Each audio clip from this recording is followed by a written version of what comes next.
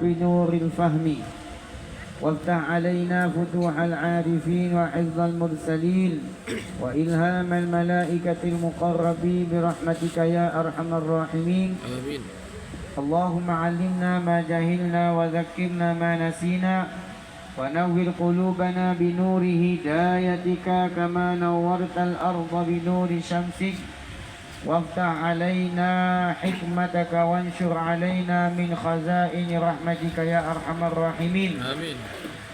حييتم بتحية الإسلام السلام عليكم ورحمة الله تعالى وبركاته. وعليكم السلام ورحمة الله وبركاته. الحمد لله وشكر الله.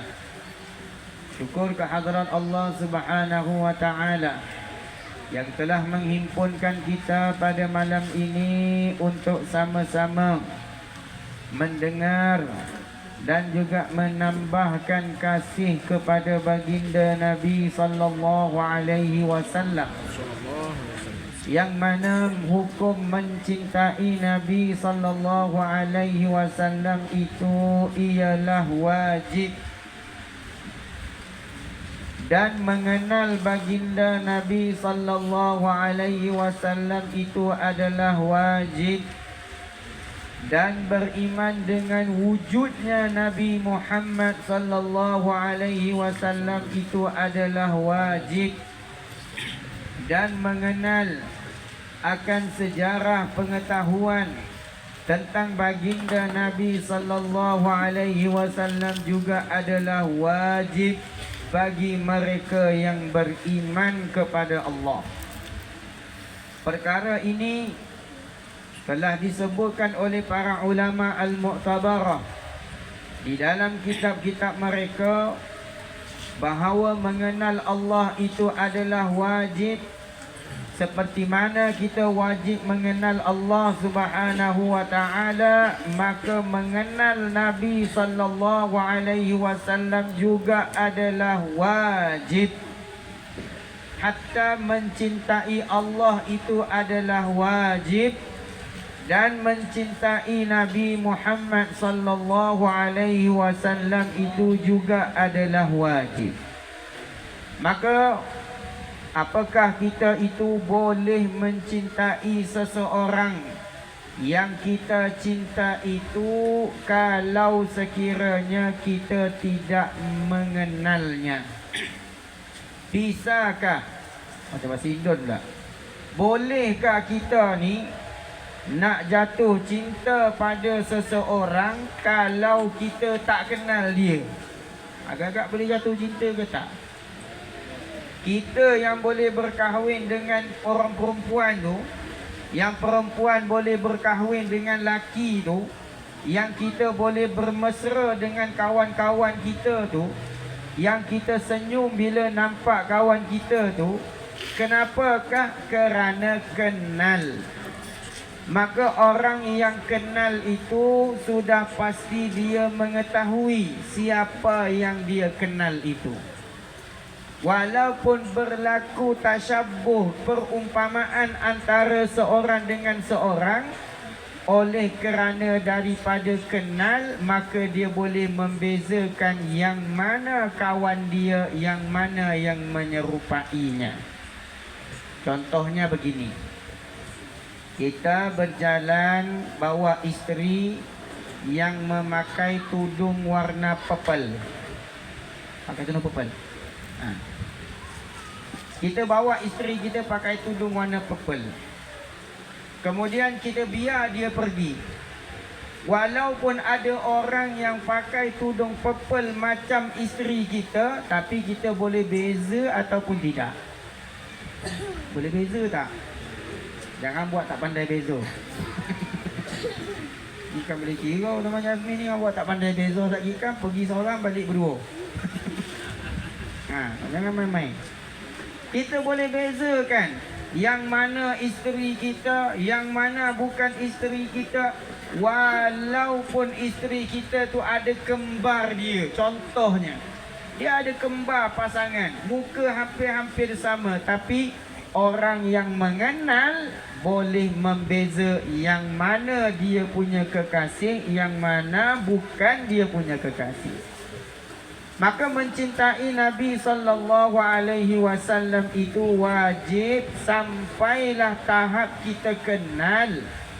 Yang mana kenal itu akan membawa kepada kasih. Dan apabila kasih itu membawa kepada ittiba', maka ittiba' mengikut jalan Nabi sallallahu alaihi wasallam, mengikut sunnah Nabi sallallahu alaihi wasallam itu adalah alamat kita kasihkan Nabi sallallahu alaihi wasallam. Maksud kata ulama ittiba' di sini, dia membuat satu perkara di dalam hatinya ada niat aku mengikut kekasihku Nabi Muhammad sallallahu alaihi wasallam, maka itu dinamakan ittiba'. Kalaulah dia buat sesuatu perkara yang mendakwa dia tu mencintai Nabi sallallahu alaihi wasallam, tetapi dia buat perkara sebaliknya, yakni melakukan perkara yang Nabi tidak buat, maka itu namanya ibtidah ataupun bid'ah. Bahasa mudah kata. Dia mengaku kata ikut Nabi, baca hadis Nabi, tetapi tidak mengikut sunnah Nabi, maka itu namanya ibtidah. Kalaulah dia mengaku mencintai Nabi serta mengikut jalan sunnah Nabi sallallahu alaihi wasallam, maka itu namanya ittiba'. Jangan tertukar. Maka para ulama telah mensifatkan orang yang mencintai Nabi sallallahu alaihi wasallam ini, pertamanya dia mengenal ciri-ciri Nabi sallallahu alaihi wasallam. Yang keduanya dia beriman dengan Nabi sallallahu alaihi wasallam. Yang ketiga dia ittiba', mengikut sunnah Nabi sallallahu alaihi wasallam.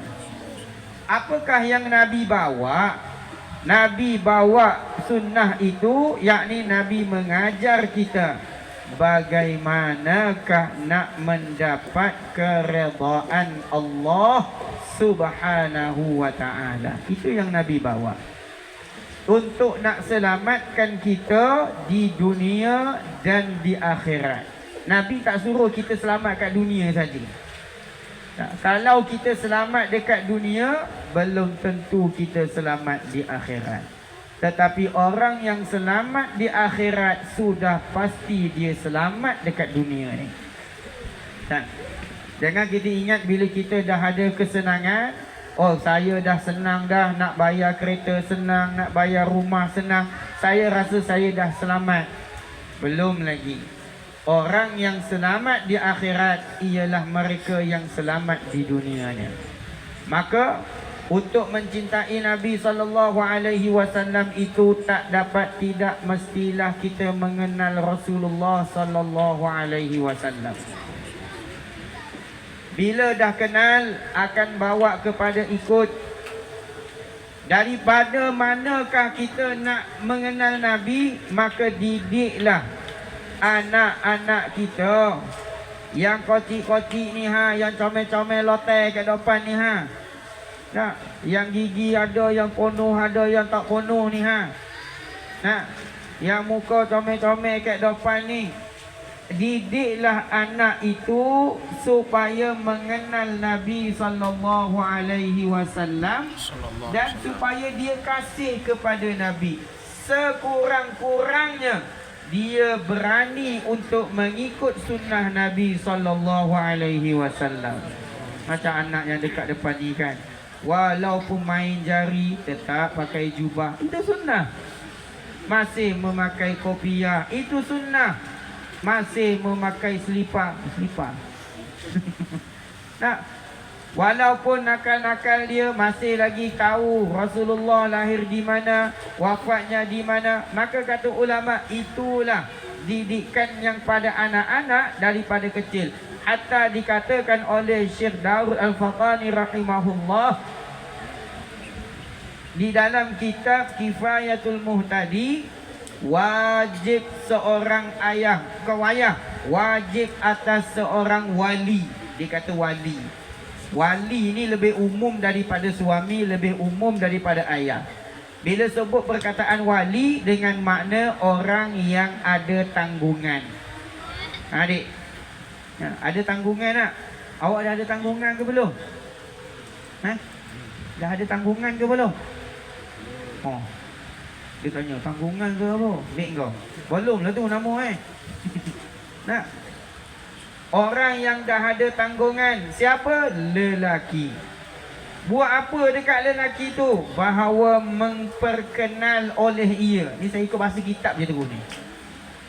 Bahawa memperkenalkan oleh ia akan tanggungannya, akan mengenal Nabi Muhammad sallallahu alaihi wasallam daripada bangsanya yang Arab, dan lahirnya, dan hijrahnya, dan Isra Mi'rajnya, dan diwafatkannya, wajib dikenalkan kepada anak kita. Maka dhabit daripada guru saya, dia kata memperkenalkan itu sekira-kira. Sekira-kira. Kalaulah ditanya kepada anak tadi tu, maka dia boleh jawab akan beberapa perkara yang asas tentang Nabi, maka itu sudah memadai. Contohnya, Nabi lahir dekat mana? Nabi lahir kat mana? Tak tahu. Nabi lahir kat mana? Dia kalau tak tahu tak berdosa tau. Jangan buat main. Nabi lahir kat mana? Lahir kat Mekah. Faham? Mekah kat mana? Mekah kat mana? Tak tahu juga. Kata ulama sekurang-kurang macam tu. Bila kita tanya dia, Nabi lahir di mana? Nabi lahirnya di Mekah. Nah, siapa nama ibu Nabi? Siapa nama ibu Nabi?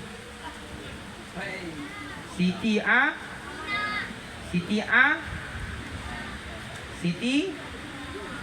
Aminah. Masya Allah. Siapa nama anak perempuan Nabi? Bermesyuarat budak-budak kat belakang tu.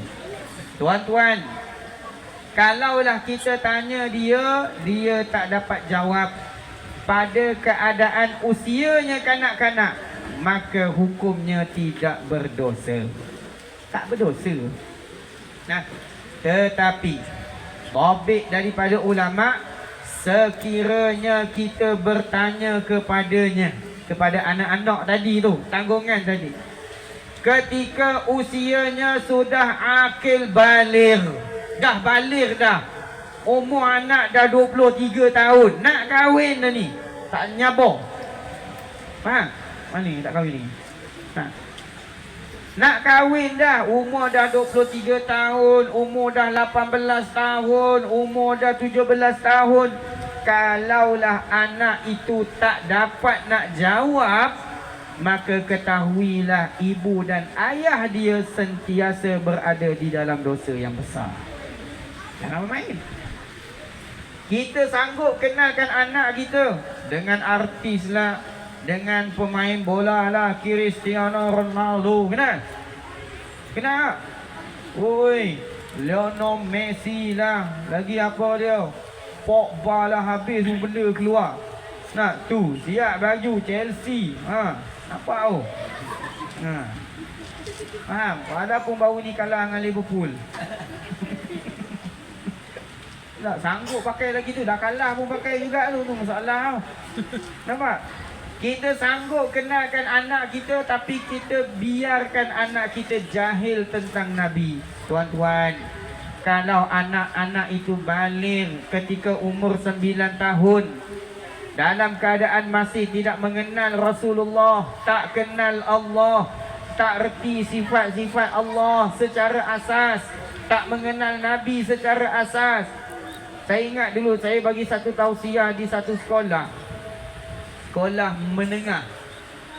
Sekolah menengah tu, waktu tu ceramah bulan Maulid dekat satu sekolah di Negeri Sembilan ni. Waktu tu hampir-hampir diorang nak menghadap SPM-nya peperiksaan. Jadi biasa sebelum nak ada SPM tu, dia buatlah satu ceramah. Konon-kononnya lah. Kalau konon nak bagi ceramah, nak bagi peringatan pada tentang agama. Tuan-tuan, orang yang sekolah menengah, yang 17 tahun, 16 tahun, 17 tahun nak ambil periksa ni, saya tanya dia. Sebelum daripada periksa tu, saya tanya dia tentang perkara yang berkaitan dengan agama, kepercayaan kamu tentang Allah dan Nabi. Saya tanya dia, budak kat depan tu. Saya tanya dia, wahai adik, tolong ceritakan kat ustaz, siapakah nama ayah Nabi SAW? Budak tu jawab, Muhammad bin Abu Talib. La ilaha illallah. Muhammad bin Abu Talib. Kawan member dia pukul sebelah. Bukan Abu Talib lah, Abu Lahab pun sama juga. Ini budak sekolah menengah, tuan-tuan, yang nak ambil SPM. Lepas daripada tu dapat cop, terus balik rumah. Nabi SAW pun mereka tak kenal. Tapi tidak merasai satu kesalahan bila anak-anak didikan kita tak kenal Nabi SAW. Waktu tu cerita dia, Cikgu kat belakang tu. Cikgu kat belakang. Dah solat cikgu semua dekat tiang, kat dinding belakang tu kan. Anak-anak murid kat depan. Saya tanya anak murid dia lepas, kita kena golak lah. Saya kata bila masuk pula Nabi bin Abu Lahab pula kan. Abu Lahab bawa selera. Nah, adalah 2-3 orang yang jawab dengan betul. Muhammad bin Abdullah bin Abdul Muttalib. Masya Allah. Ada, bukanlah semua. Maksudnya ada di kalangan 70 orang pelajar yang nak ambil menduduki SPM itu, ada yang tak tahu jawapan. Saya tanya dia soalan kedua. Nabi namanya Muhammad bin Abdullah bin Abdul Muttalib bin Hashim bin Abdul Manaf bin Qusay bin Kilab. Siapakah nama ibu Nabi?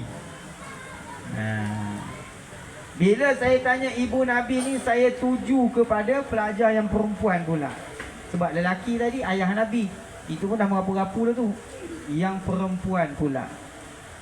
Dalam saya tanya soalan tu, saya sengaja buat clue yang salah. Tahu clue? Saya saja buat yang salah. Nak tahu demo ni tahu ataupun tidak.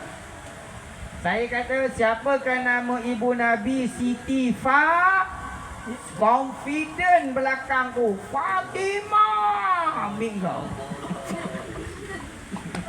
dengan cikgu-cikgu sekali. Tuan-tuan, anak yang dah umur 16 tahun, 17 tahun, nama ibu Nabi pun mereka tak tahu lagi. Bagaimanakah kalau keadaannya itu, yang kita pada saat itu dijemput oleh Allah Ta'ala dalam keadaan anak kita masih jahil tentang agama. Disebutkan di dalam kitab Al-Muhimmah, muka surat yang ke-7, lebih kurang dalam 11 ke 13 baris daripada bawah.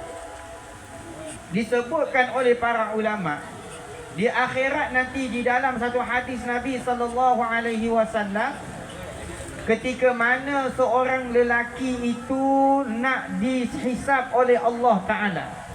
Allah nak hisap dia ni, amalan baik, amalan buruk. Lalu Allah Ta'ala kumpulkan semua amalan dia. Malaikat kumpul. Okey, ya Allah, inilah amalan baik dia, mislal jibal. Banyaknya amalan baiknya ini seperti bukit gunung yang besar. Maka pada ketika itu ta'ajublah penduduk pada mahsyar. Masya Allah, banyaknya amalan dia. Dia ni orang yang rajin berzikir, orang yang rajin bertasbih, orang yang rajin puasa, besar amalannya. Lalu Allah Ta'ala tanya persoalan yang pertama, wahai malaikat, bawakan ahli-ahli keluarganya datang ke sini. soalan pertama. Belum daripada nak cerita pasal amal banyak yang tadi, Tuhan kata bawa ahli keluarga datang sini. Maka didatangkan oleh malaikat akan anak-anaknya, akan isteri-isterinya. Kalau isteri banyak lah. Kalau yang satu tu Alhamdulillah. Yang tak ada isteri lagi senang. Tapi kena kahwin. Nak kahwin kena buat. Jangan kita kata saya nak wajib jadi wali abdal. Tak payah nak kena abdal macam tu. Kahwin, pergi. Cari kahwin puk tu. Cari ke mana-mana, kahwin. Jadi malaikat tadi tu bawa anak-anak dia. Maka sampai di pada mahsyar kata isteri, ya Allah, kami nak tuntut pahala dia, ya Allah. Kami kata anak, ya Allah, kami nak tuntut pahalanya, ya Allah. Kata anak Abang Suri, ya Allah, saya nak tuntut pahala abah saya, ya Allah. Semua datang nak menuntut pahala lelaki tadi tu. Maka kata Allah Ta'ala, kenapa sebab yang kamu nak menuntut pahala daripada ayah engkau? Maka katalah si isteri, ya Allah, sesungguhnya suami aku ni tak pernah mengajar aku untuk mengenal Allah. Suami aku tak pernah mengizinkan aku untuk belajar mengenal Allah.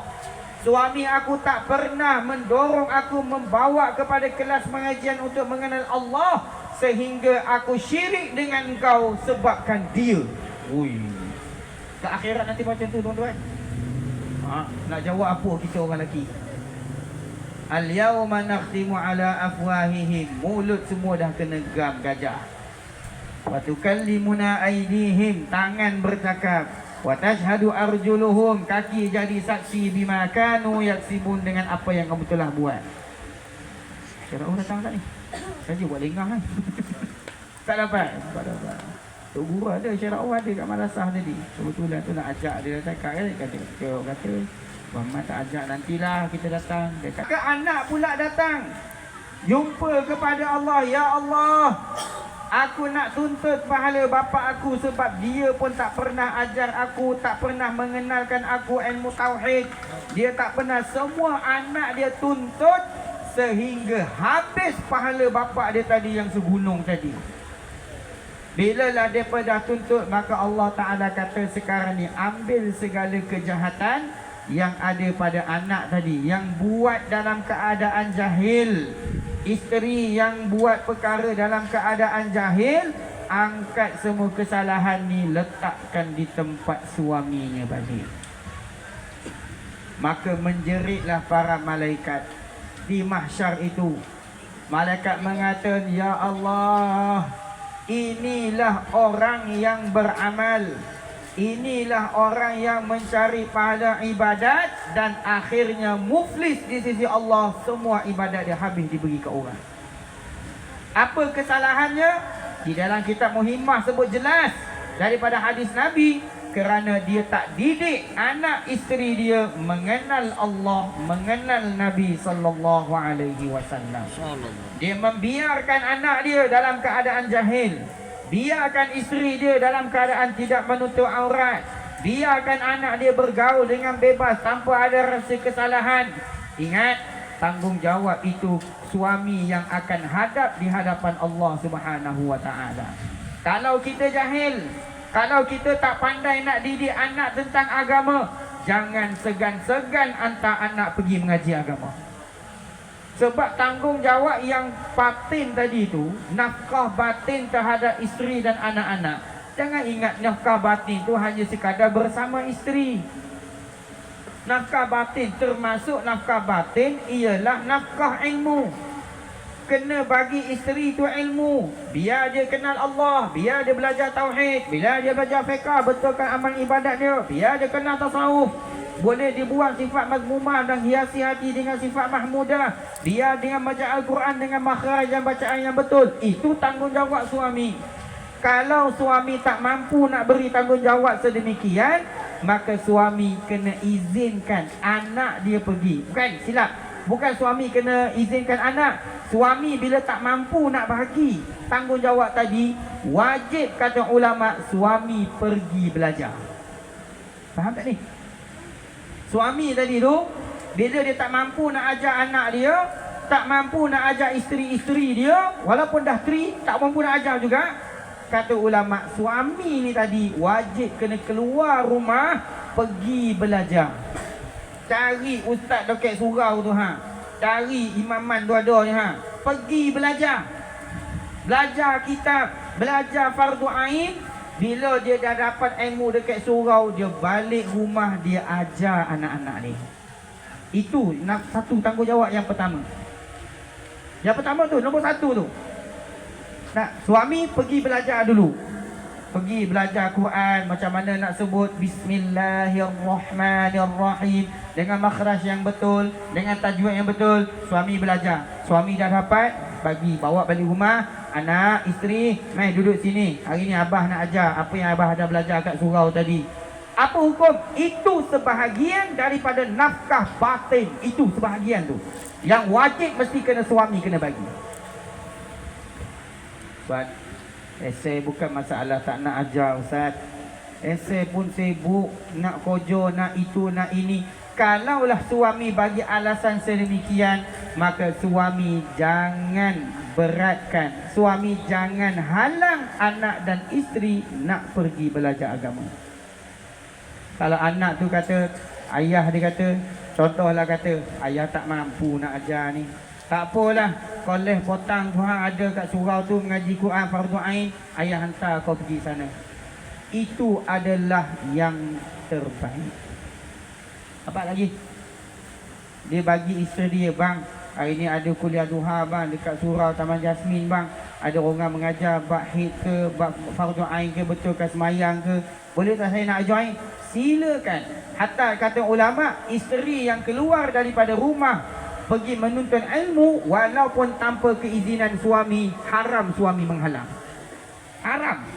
Suami halang isteri nak pergi menuntut ilmu. Nampak? Kalau benda wajib, pergi, isteri pun pergi. Maka suami yang mengizinkan isteri dia pergi menuntut ilmu, mengizinkan anaknya menuntut ilmu untuk nak mengenal Allah, untuk nak mengenal Nabi, untuk nak mengenal hukum hakam, untuk nak belajar semayang, syarat sah semayang, syarat wajib semayang, belajar bab wudu, rukun wudu, bab taharah, apa lagi? Bab najis, bab air, cara nak mengenal masa waktu semayang, di manakah had batas aurat yang wajib ditutup, apa semayang yang sunat bersebab, apa yang sunat tanpa sebab, apakah perkara yang wajib dikotor daripada semayang, apa yang dikatakan sujud sahwi, apa. Kalaulah anak tu belajar, maka tanggungjawab suami, ayah, wali tadi itu terlepas di sisi Allah. Tapi masalah sekarang ni, kalaulah kita perhatikan pada zaman sekarang, kalau kuliah duha muslimat tu bukan main, ramai lagi orang perempuan dekat mengaji. Masya Allah, itu satu kebaikan. Itu satu benda yang bagus. Tetapi suami yang tak pergi mengaji tu masalah pula. Ini saya cakap atas realiti apa yang saya tengok. Bukan saya nak menuduh. Macam surau taman ni, Masya Allah, bila pengajian kitab tu ada orang datang bawa kitab, tanya soal jawab. Bagus. Suami datang mengaji sebab ar-ra'in, orang yang memerintah itu lebih kena tahu undang-undang daripada orang yang diperintah. Orang yang memerintah itu lebih wajib kena tahu undang-undang daripada orang yang diperintah. Ini orang perempuan lebih tahu daripada orang lelaki. Allah. Bila lah orang perempuan lebih tahu daripada orang lelaki? Sebab itulah yang banyak soalan yang datang. Ustaz, saya tegur suami saya tutup aurat, dia marah saya Ustaz. Saya nak sembahyang, dia cakap macam ni Ustaz, kalau saya tak redha awak sembahyang, awak masuk neraka. Itulah dalil suami yang paling jahil sekali dalam agama. Itulah jahil, alamat jahil tu. Jahil toke, jahil toke tu. Memang gila-gila punya jahil tu. Isteri nak puasa memang kena minta izin suami. Kalau suami tak izinkan, mesti kena cerita. Kalau sebab, kenapa awak tak nak, kenapa awak tak izinkan saya puasa bang? Sebab besok saya nak belanja awak makan. Tak apa, Alhamdulillah. Ini suami, isteri nak puasa, kau jangan puasa besok. Kalau kau puasa, aku tak reda. Kalau aku tak reda, masuk neraka. Ni suami jenis apa ni? Ni banyak ni. Nampak?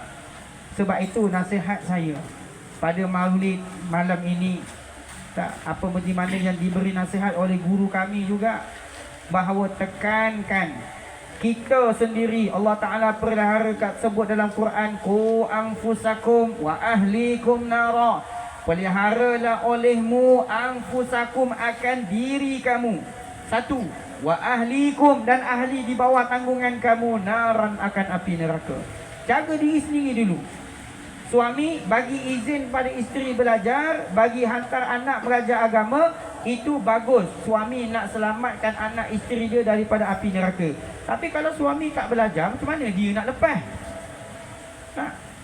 Jangan jadi seperti lilin, kata Profesor Hamka.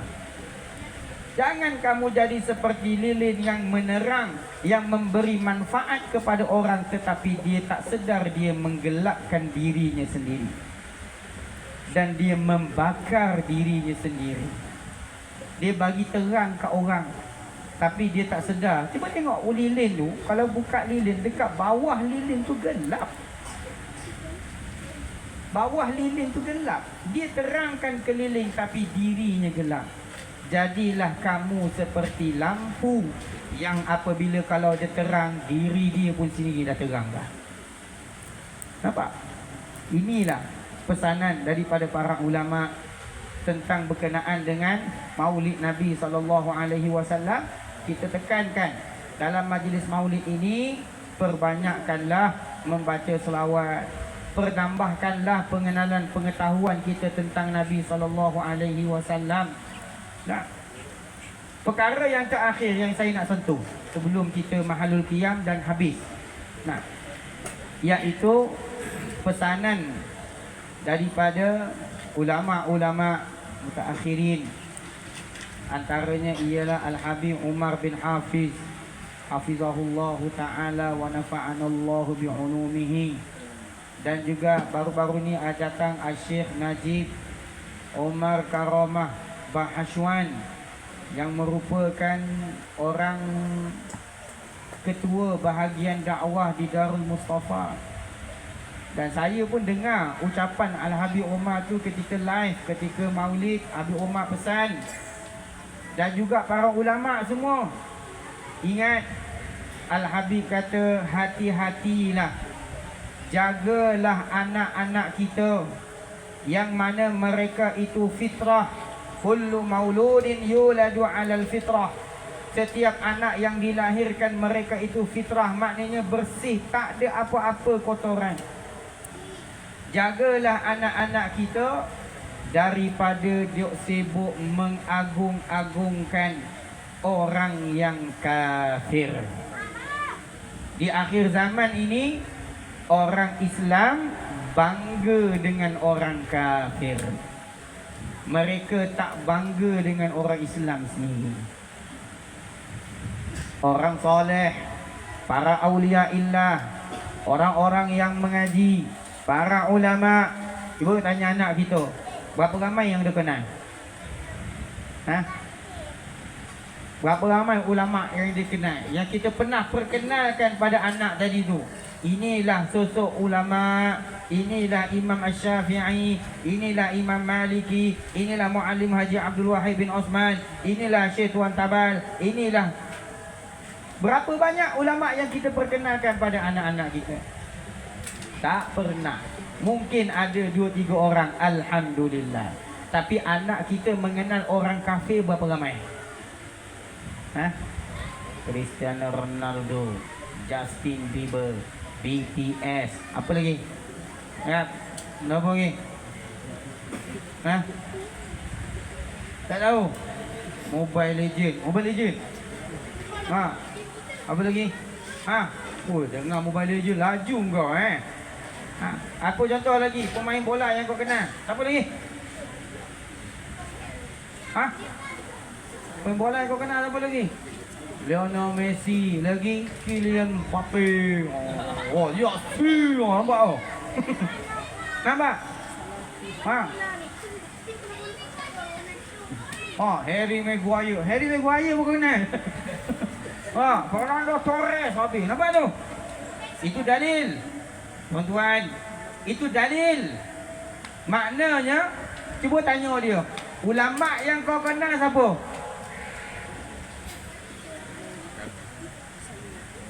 Konyap sekejap. Tak ada jawab.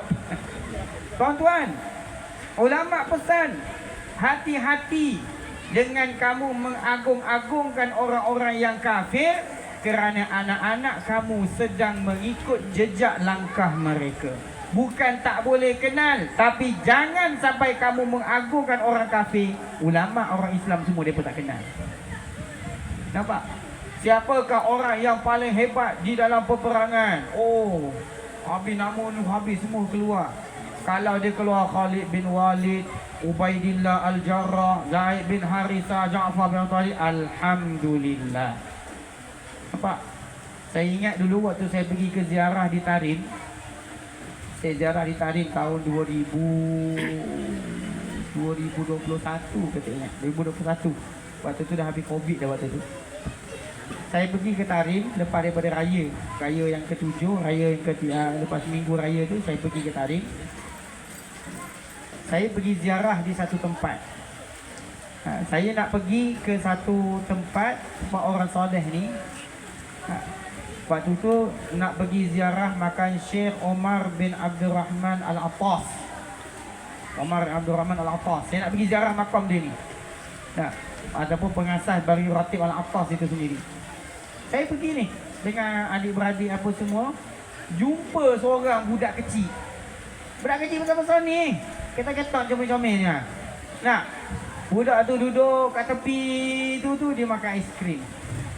Dia sibuk makan aiskrim, ngap dia makan ni. Lepas tu saya tanya dia, kat mana makam Syekh Habib Omar bin Abdul Rahman Al-Attas? Oh, ada. Tak. Dia panggil budak kita.